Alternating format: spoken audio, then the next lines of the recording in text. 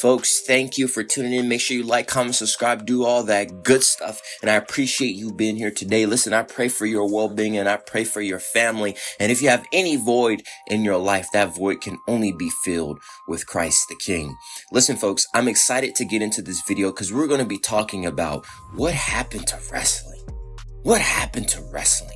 Now, I wanted to run the clock back about 4 to 5 years ago when I first started this channel. As you guys know, I took a break because wrestling just got ridiculous. It just got completely uninteresting. And the only reason why I came back was because of The Rock. But let's get back into 5 years ago. It was a different landscape. Yes, we had all these things going on in our lives. Yes, the fans weren't in attendance. But at that time, we had some of the greatest storytelling. It was must see. I was tuning in, looking at some of the things that Alexa Bliss was doing. My goodness, she changed the game when it came to storytelling. I was looking at The Fiend, Bray Wyatt, what he was doing. I was looking at him versus Randy Orton. I was looking at all these things. And then wrestling started to take a change. Things started to become uninteresting. And, I'm not going to sit here and say that the creative was perfect back then. Of course not. But the landscape was different. Wrestling was more appreciated. Now, for my wrestling show, I have to look more at DoorDash ads rather than who is the up-and-coming stars. We have no promos, no backstage segments, none of these things. These things have complete irrelevance in the current day product. That's why creative is horrific. That's why SmackDown absolutely sucks. SmackDown is not good. I don't want to tune in to see Solo Sikoa in the MFTs and see Jeff Cobb, who's JC Mateo, and see all and where is Tyler? Seeing all these people. That is what we have to look forward to on SmackDown? Are you kidding me? Can Cody not carry that show? Let him be the champion that he can be. But SmackDown has to be polluted with all these characters who WWE has not given us the time to care about. Let's go back to 2022, to that 23 period. That was the time so many people came to wrestling. We started to see a change. 22, 23, we're like, okay, this is interesting. People are coming up. We got Bobby Lashley, we got these people. And then here comes 2024. The Rock, the final boss, comes back. And that's when I come back to this channel. And at that time, I was a big advocate. I was advocating left and right. Listen, The Rock needs that WrestleMania main event. You guys don't understand. Yes, I know you guys want Cody, but we need The Rock. And since that time, what has happened? Since that time, because of creative messing up plans, we now have Roman Reigns, who is the diluted tribal chief, holding the World Heavyweight Championship. We now have Cody, in which half of the fan base turned on him, don't want him to be champion. And we now live in an era where we didn't get the Rock match. That storyline is unfinished. TKO bought the Rock in knowing the Rock had other obligations. Dropped the storyline, and now wrestling fans cry about the Rock abandoning that storyline when he had no control over that creative. They knew he was leaving. And so now we live in an era where everything is recycled and repeated. We now live in an era where, and no, diss to the AEW fans, but I can't stand that type of wrestling. I'm sorry, I just can't. I can't do, somebody gets thrown down and then don't sell. Especially when I started to get into wrestling training. That's the one thing my coach would always say, left and right. Sell, sell, sell, sell. And so when you sell, when you milk that crowd, that is where the storytelling goes. And that's what I love about wrestling.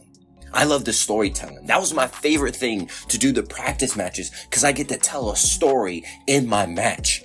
As simple as somebody slapping you is a simple story you can tell in a match. And that's gone. That's gone now.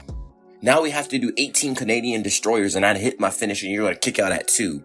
And then the crowd's going to pop. That's what we got on that side. And on the WWE side, we have, we're not going to even focus on storytelling. We're just going to have big moments. And those big moments lead to absolutely nothing. Like, what has happened? What happened to wrestling, man? What has happened? I honestly think The Rock should have had his main event with Roman Reigns. I think that The Rock should have, listen, I don't know what would have happened, but better things could have happened, is all I'm saying. They're still salvageable. Cody Rhodes, right now, I'm interested in his character. We saw what he did with Randy Orton. That man was like a hyena on Orton. That man didn't give up at all. So what's my thought? Can we start to see Cody stay face, but turn into a brutal face, an aggressive face, a face that gets the job done? Can we start to see that corruption within Cody? Can we tell that story? I'd much rather see that than see the entire show be filled with women matches and then segments backstage and then one main event match between the men. WWE feels so directionless. It's almost sad. Now, I know we're building up to Fatu and Roman. I know on Cody's side, we don't know what he's doing. I'm guessing Randy and Cody. I know they're building Oba, but even Oba's now directionless. And so now we're just in this cycle. We're in this cycle of lameness. And the thing about the fan base is they keep justifying, as you guys know, I don't have social media. I don't convolute around that, but I do follow certain YouTubers. You can look at my channel and see the YouTubers that I follow. And these are wrestling YouTubers. Let's shout out Kicking It with Ross in the Clutch Squad, right? I'm watching his videos and he's saying the internet wrestling community is doing this, they're doing that, they're doing this. And it just takes a simple search to see if he's telling the truth or not.